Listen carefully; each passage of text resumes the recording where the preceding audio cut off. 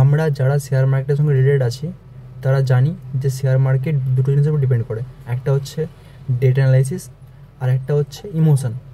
তো আমি আমার আগের ভিডিওতে বলেছিলাম যে কিভাবে বিদ্যাওয়্যার মিশোর থেকে অ্যানালাইসিস দিক থেকে আগে আছে, বাট এখন দেখাবো কিভাবে মিশো বিদ্যাওয়্যার থেকে ইমোশনে আগে আছে।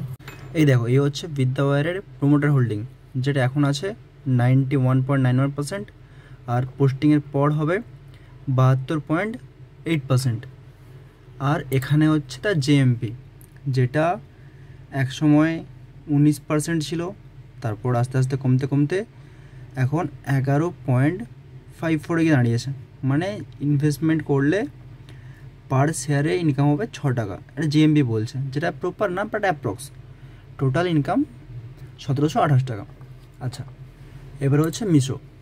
এই হচ্ছে মিশোর প্রোমোটার হোল্ডিং, যেটা হচ্ছে 18.51%, আর পোস্টিংয়ের পর হবে 14.6%।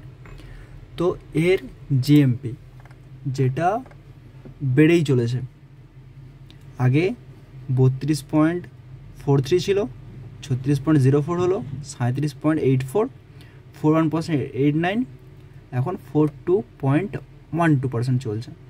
মানে অ্যাজ পার জিএমপি যদি অ্যাপ্লাই করা হয় এতে, তাহলে অ্যাপ্রক্স 6311 টাকা ইনকাম হওয়ার চান্স আছে। এটা হচ্ছে গ্রে মার্কেট প্রাইস। এটা প্রপার না, বাট এটা একটা আইডিয়া দেয় যে কোনটা কীরকম যেতে পারে। তো এই ক্ষেত্রে লজিকের থেকে ইমোশন জিতে গেল ভাই। তো আমার প্রশ্ন আপনাদের কাছে, যদি অ্যাপ্লাই করতে হয় তো কিসের বেসিসে করবেন? ইমোশনের বেসিসে নাকি অ্যানালাইসিসের বেসিসে?